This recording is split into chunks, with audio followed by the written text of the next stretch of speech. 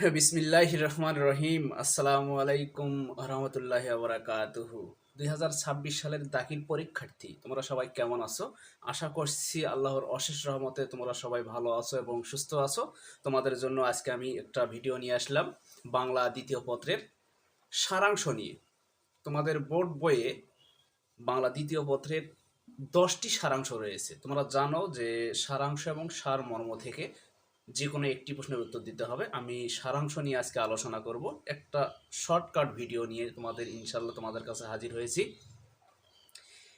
আজকে আমি একটা শর্টকাট সাজেশন দিচ্ছি এই বাংলা দ্বিতীয় পত্রের সারাংশ অংশ থেকে। এই সারাংশ অংশ থেকে তোমরা যদি 6টি সারাংশ ভালোভাবে পড়ে যাও, তোমরা নিশ্চিত ইনশাল্লাহ একটা সারাংশ কমন পাবে।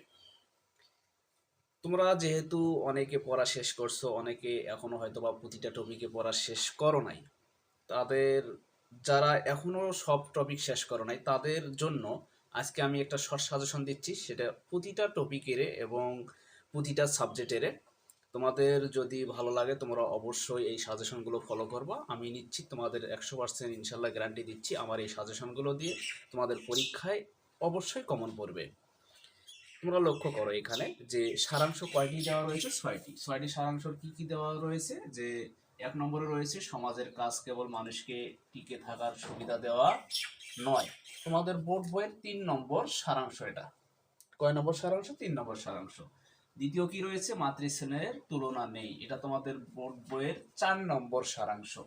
আবার কি দেওয়া আছে? অভ্যাস ভয়ানক জিনিস, এটা তোমাদের বোর্ড বইয়ের 5 নম্বর সারাংশ। মানুষের মূল্য কোথায়, এটা তোমাদের বোর্ড বইয়ের হচ্ছে 7 নম্বর সারাংশ। তুমি বসন্তের কোকিল, এটা হচ্ছে 9 নম্বর সারাংশ। আবার 6 নম্বরে কি দেওয়া রয়েছে? মহাসমুদ্রের শত বছরের কল্লোল, এটা হচ্ছে তোমাদের বোর্ড বইয়ের 6 নম্বর সারাংশ। আমি যে এই 6টা সারাংশ দিলাম, এই 6টা সারাংশ থেকে ইনশাল্লাহ তোমাদের এবার দাখিল পরীক্ষা 2026 সালে একটি সারাংশ কমন থাকবে।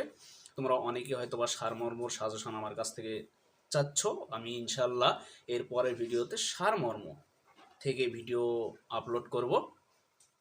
তোমাদের ভিডিও শেষ করার আগে 2-3টা আমি কথা বলবো, সেটা হচ্ছে তোমরা যেহেতু অনেকে পরীক্ষার প্রস্তুতি নিচ্ছ, অনেকে সামনে পরীক্ষা দেবা 21শে এপ্রিল, তোমাদের অনেকেরই কিন্তু প্রথম সমস্যা হচ্ছে সঠিক গাইডলাইনের অভাব। সঠিক গাইডলাইনের অভাবটা কি? তোমরা অনেকে পরীক্ষায় কোন টপিকটা পড়লে কমন পাবো এবং কোনটা পড়লে কমন আসবে না, এই বিষয়টাকে আগে সিলেক্টেড করতে হবে। তাহলে তোমাদের কি করতে পারবা? তোমরা অবশ্যই পরীক্ষার হলে একটা ভালোভাবে লিখতে পারবা এবং ভালো রেজাল্ট করতে পারবা।